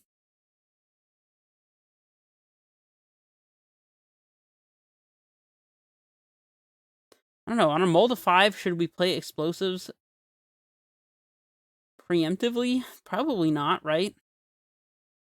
Because what's the likelihood they have 5 cards, including at least 2 lands, or 2 lands, Crack the Earth, and then, like, relevant spells they can cast? Like, they would have to have, like, 3 lands, Crack the Earth, and a 1-drop or something to lead on Crack the Earth, perhaps, on 5 cards? I don't know. I mean, we just get completely owned by Crack the Earth if we don't play out the Explosives, though. Like, we probably just straight up lose the game if we don't play out Explosives. I think we have no choice. It's all good, though. I guess Explosives could clear up a bunch of treasure tokens if they're trying to get back into the game by casting a bunch of spells real fast. We can just, Explosives. And they didn't play anything on turn 1, so maybe they did, in fact, have access to Crack the Earth, but they just didn't play it. Otherwise, they would have played a different 1-drop. And here we're definitely playing Saga, so that we can start getting token value. And now our Explosives is contributing to our Saga tokens being not just 1/1s, at least at the start. They could have Flagstones and a Boom Bust here and kill our Saga, but, like, whatever. Then we just play Garenbrig and a Grazer out bounce land, I guess.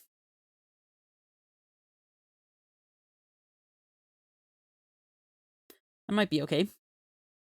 They have Foundry. Tapped. Pass? No freaking way, right? No way. Tear. Okay.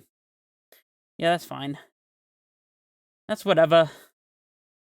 We'll put some more permanents in play. I guess now our Grazer is playing around Crack the Earth for us, so... Yeah, this looks like a game that we're likely to win, considering we have all kinds of blockers, tons of lands, Summoner's Pact coming. I don't know. Those are some famous last words, I know, but... I mean, our opponent just hasn't really done anything. I guess that's what happens when your opponent molds to 5.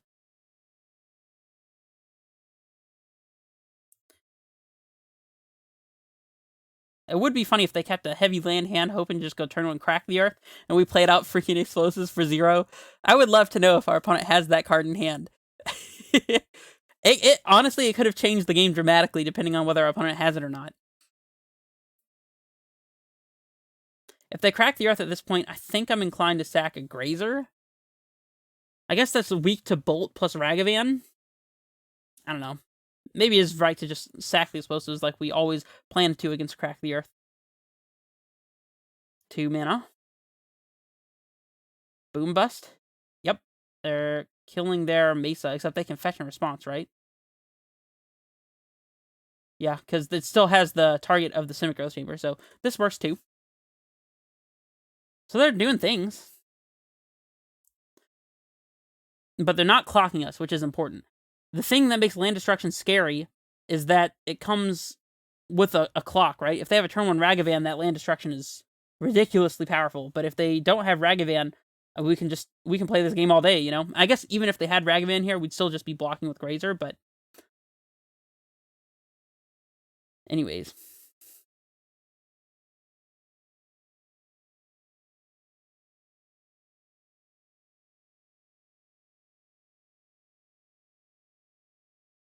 They put Luris in hand. Sure. So we could play Forest, Grazer, not Grazer, a pack for Azusa, play Bounce Land, and then if they boom bust us, then we're still not dead. If we just play Forest the next turn, unless we top deck a basic land, we're not going to be able to cast Titan anyways. They could have double boom bust and we'd be dead, but they've already cast one. They could boom bust Crack the Earth, doesn't work. I think we're supposed to pack for Azusa here. Yep. And instead of doing that sequencing, the right sequencing is to play out the Gruul Turf first and then play Forest into Garenbrig, so that our Azusa can't die somehow, because that would be a way to lose, for sure. And now we've accelerated way past their land destruction. They kill one of these. So the only way we lose here is to land double boom bust.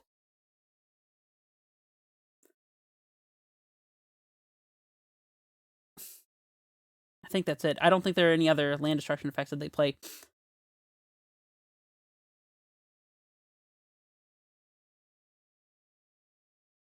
DRC, that's fine. I guess we could bring in Lantern of the Lost to play around Crack the Earth and also to keep DRC in check. And, prevent them from getting Luris value, but I don't know. Doesn't seem like the most necessary. I don't know if they play anything like Path to Exile for Titans. They could have, like, Unholy Heat or, like, Double Bolt or something. I kind of doubt it. We're not playing Titan this upcoming turn anyways, though, so we'll just see what we draw over the next 2 turns, and that'll help us inform what we're getting with our Primeval Titan trigger.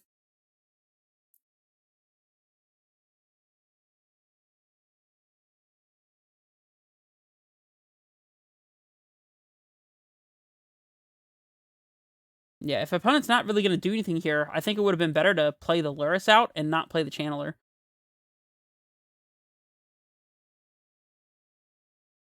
Esper Sentinel. Okay. Let's not lose the game. We're also tapping all of our bounce lands here, so that if they decide that they want to kill a land, it will be one of the tapped bounce lands, since those are the best targets, and we'll still have our mana up. Of course, we drew something we wanted to play, making the Hold Up Explosives for 0 plan not really a plan, but that's fine. I think it's fine to play out Grazer here as well. Might as well have the extra blocker. This is better against Dash Ragavan because it lets us not take 1 whole point of damage. Wow! And then next turn we just slam Titan and see what happens from there. It's a shame we can't just search up Turntimber Symbiosis. It would be so nice if we could search and put Turntimber into play and then pick it up with a bounce land. Because right now the problem is if we get Talari West and Simic Growth Chamber and pick up a bounce land, then they could blow up either the Growth Chamber or the Talari West, and we wouldn't be able to transmute, and that would be not great at all, but Luris. Sure. If we want to, we could even exile their graveyard with Bojuka Bog, which I think... Nah, Bojuka Bog's out of the deck, so we have no way to interact with their graveyard, but it's probably fine. What are they? Prismatic Ending? the Grazer we just played. Yeah, just to get the Scry, I guess, with the Channeler. Try to get it active. That's fine. Or to get something to play back with the Luris. Well, now that we have Talari West, that makes things a little bit easier for us. We can leave a white floating, but we don't have Crumbling Vestige, and we don't have Bounce Land in hand, so there's nothing we can do to haste our Titan here, but we can play our Titan, and that is a nice step 1, I think. And it also makes it a lot easier to get Talari West and a blue source here.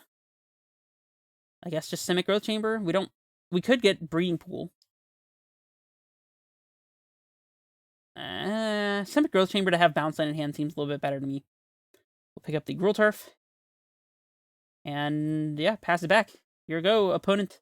Not attacking with Azusa into their 3/2 life-linking Luris that just eats it up. Nope, do not see the point in that. If they swing with Luris, I am not blocking with Titan. And Titan is not blocking anything, period. I don't want to lose Titan to a Bolt. And if they swing with Esper Sentinel, we're probably supposed to not block that with Azusa either, so that they don't have Delirium, in case they have Unholy Heat. Even though we have a backup Titan, we still don't want this one to die, if it doesn't have to. Crack the Earth. You got it, opponent. I guess now that this puts their Esper Sentinel in the yard, So they could have Unholy Heat.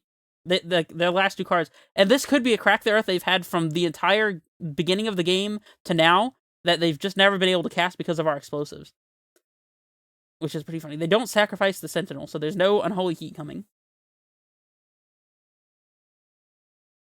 I guess they were doing this to try to get Channeler online.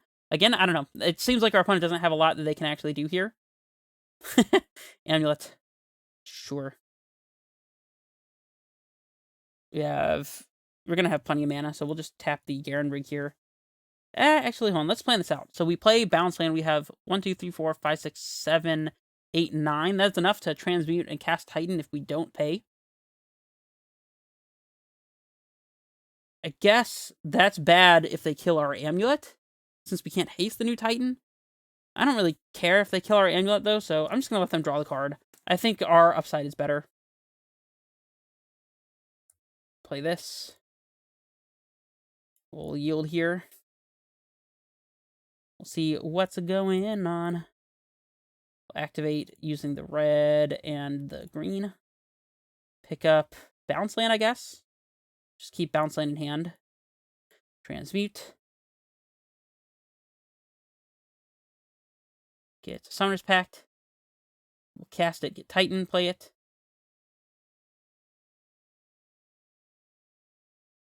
Oh, we have a ton of land drops here, actually. I didn't even think about that. We have tons and tons of land drops with the Azusa that we've got in play.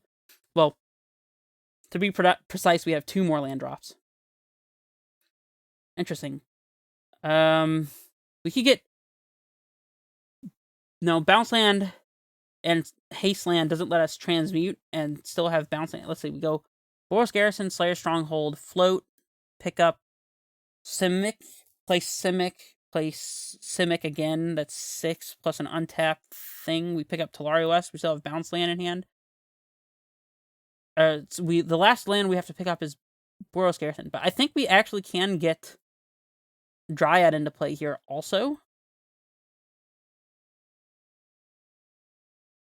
If they don't kill our Azusa, that is. Which they haven't already, so it makes me think that they're not going to. Alright, and we win the match. Cool. 2-2. Updated the record below, and I think I'll have to cut this last match to another day because I need to go out and get some food, so... Anyways, you guys will see me in the future in just a couple seconds. Alright, guys, we're here for match 5. I got my food. I will see you guys in the match. Alrighty, let's hop in here. Final match time. Are we going to go 3-2 and get all of our league value back, or are we just going to end up 2-3, womp womp, playing against Bippy? Lurrus deck, of course. What else would you expect in Modern? And we have an interesting one. The classic no ramp hand. Turntimber is basically land in this hand as well. And we do get to go turn 1 Saga, which is quite good against a Lurrus deck.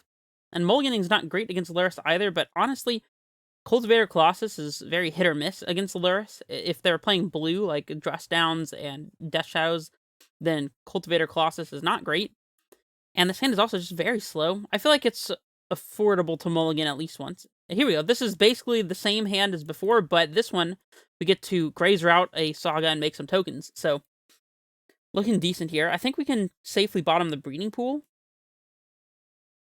That seems fine. We get to Grazer out Saga, then shock in Turntimber and make some tokens, perhaps. Playing against Lurrus Burn.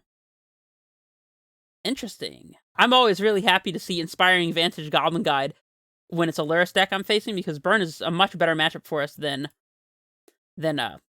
say, something like Death Shadow. So, Burn is absolutely a winnable matchup, and I'm really glad we mulliganed our first hand, knowing now that we're playing against Burn.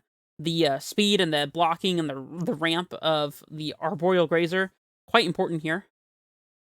We might be able to get some value out of these tokens, depending on if our opponent has any additional creatures or not. The token value is not as important as actually getting to Titan here, though, and I guess the only thing we're really missing to make a Titan exceptional, like a turn 3 Titan here, would be a Garen Brig, would be a good draw, but also any 3-drop. Hopefully Goblin Guide hits a land off the top that we would have drawn, and then we get to draw into a 3-drop underneath it. We might even be pacting for Dryad or Azusa here, depending on how things turn out here. Of course, Eidolon would change those plans a little bit. Maybe not, though. Another Goblin Guide is interesting. Well, our tokens might be able to get us some value. Tolaria West off the top, and Amulet of Vigor. So we got a Amulet on top, which is quite good. That's a turn 3 Titan, and it's a kill as well. We can even manage to make a token. Lava Spike, that's fine. We can even manage to make a token, and the next turn float the mana, play Amulet, play Bounce Land. Yeah, that should be fine. We don't have to play the Amulet this turn even. It's a little bit worse against Eidolon, but I don't think that matters. We'll play out the Cavern of Souls here, and we'll name Giant. And now we got some token chump blockers, and we're just going to pack for Titan. Hopefully we don't draw Slayer's Stronghold, Boros Garrison, Vesuva, or Sunhome. Because those are the lands we need in deck to kill our opponent with Titan. If we can manage to fade that, then we'll have a very easy kill here in game 1 with our freaking Urza's Saga here just going ham. Saga plus Amulet. Too strong, too strong.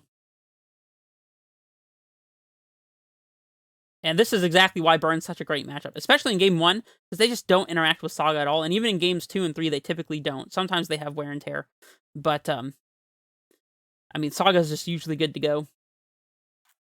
Although we do have to be careful about Smash to Smithereens in games 2 and 3. Searing Blaze is pretty good for them, not gonna lie. Although, they might just be dead next turn, so they're probably just dead next turn if we can help not drawing one of our relevant lands. We are gonna make a 1/1 to chump here. We'll go ahead and do this. Do not hit Boros Garrison or Slayer Stronghold, especially. If we draw the Vesuva, that'd be fine. Since we don't have to double haste our Titan, we can just haste once since they're at 16, since 8 times 2 would still be lethal at 16, so. Alright. So just do not draw Vesuva or Sunhome or any of that. Oh, we drew the Sunhome. Well, that's kind of gross. Let's see, we can double haste our Titan to get in for 10. We can Titan and Turntimber Symbiosis off of double bounce land and hope to hit something. We can Titan, haste, pick up, Cavern,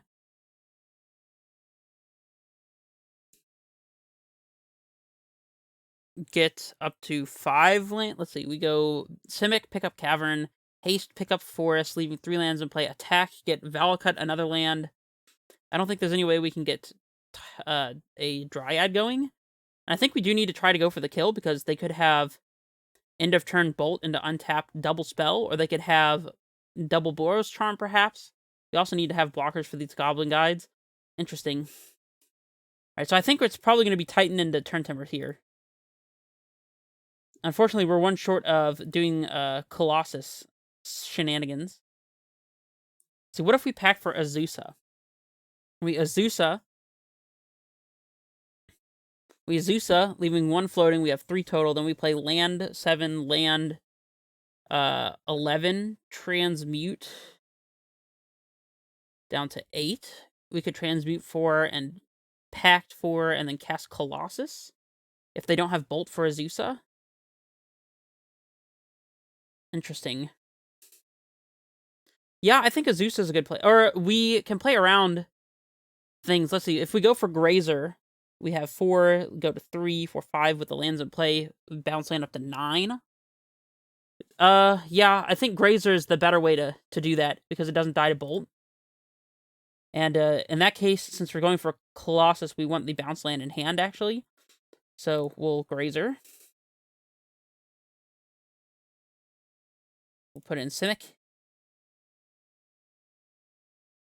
There's no way Colossus is not lethal here, right?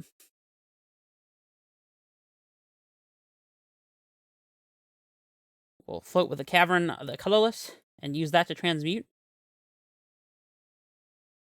3, 4, 5, 6. Oh, looks like we are 1 short of Colossus with the Grazer, it seems. So I guess we're going for Titan then. Now we have to pay for double pact. Oh man, that's egregious. I guess we're going to have to Summoner's Pact, not Summoner's Pact, Turntimber and hope that we hit. We're 1 short. So I guess Grazer didn't work, but Azusa probably would have. Yeah, it is just Titan, unfortunately. We'll cast it. 1, 2. We'll yield here. Let's see, so if we haste, leave Boros in play, attack, that leaves us short of paying for double pack. And that, unfortunately, that misplay was horrendous.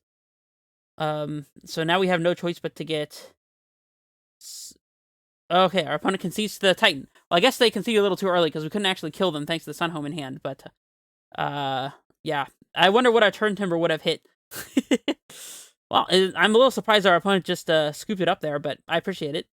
In this matchup, we want the Boseiju and the Radiant Fountain and the Garen Brig. Boseiju because we can actually cycle it to hit a Eidolon, and it's also a painless untapped green source.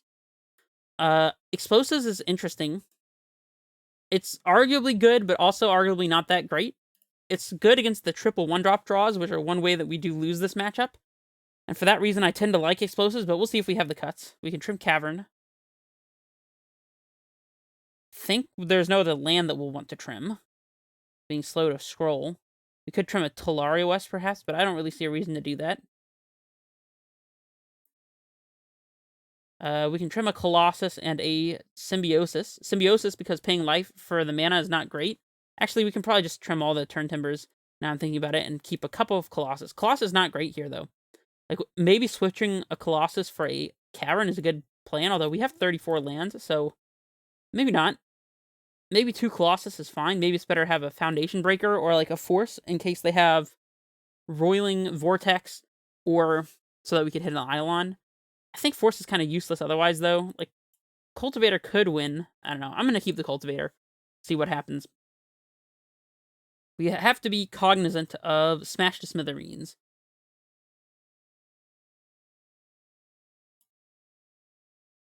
Our opponent gets to be on the play.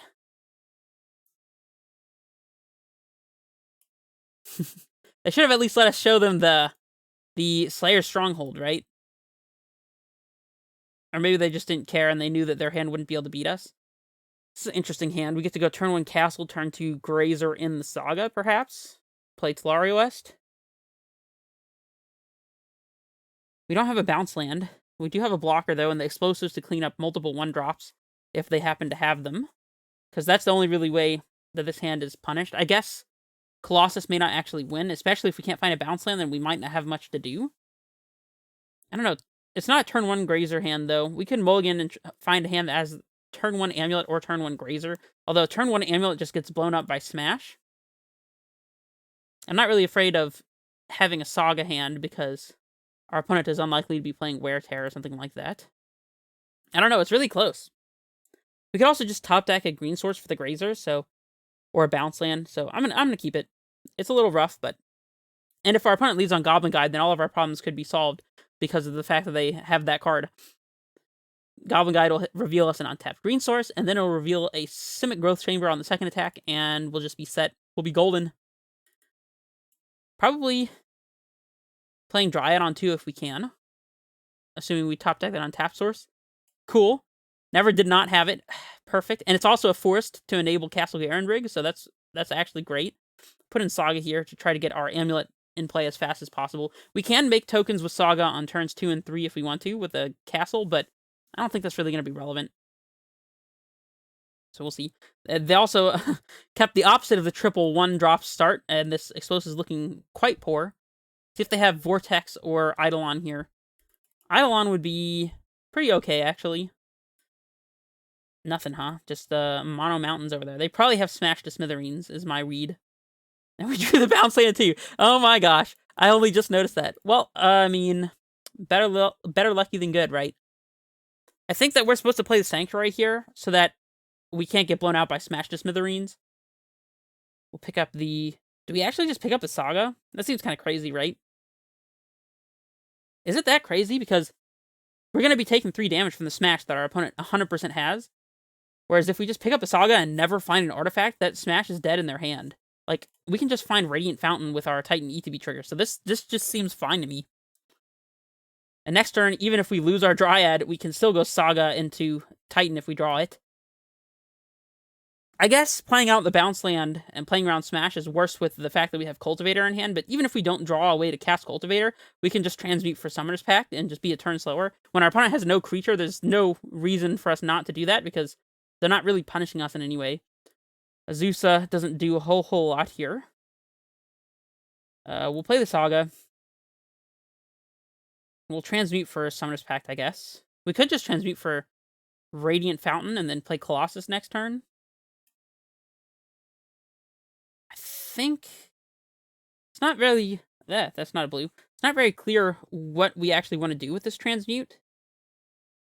Radiant Fountain is probably playing a little too carefully. Like, at this point, even if they have the thing that punishes us for having Summoner's Pact, the thing that does 5 damage to us when we cast it, like, it's not going to be a deal at all. I was going to say it's not going to be a big deal, but it's actually just not going to be a deal, period. And we can swing with Dryad freely here because we have Grazer to block some haste threats, and putting them to 18 is Valakut relevant, since we can have Valakut in play and then get double Valakut off of an attack trigger and do a bunch of damage that way. Like, 2 Valakuts coming into play with Dryad does 12, and then another land drop afterwards is up to 18. So we wouldn't even have to have a third Valakut, we just need any land drop. They have Searing Blaze. What? Did they just do 1 damage with that Searing Blaze? Like, okay. Really? Okay. And, yeah. Well, that was a good game, I guess.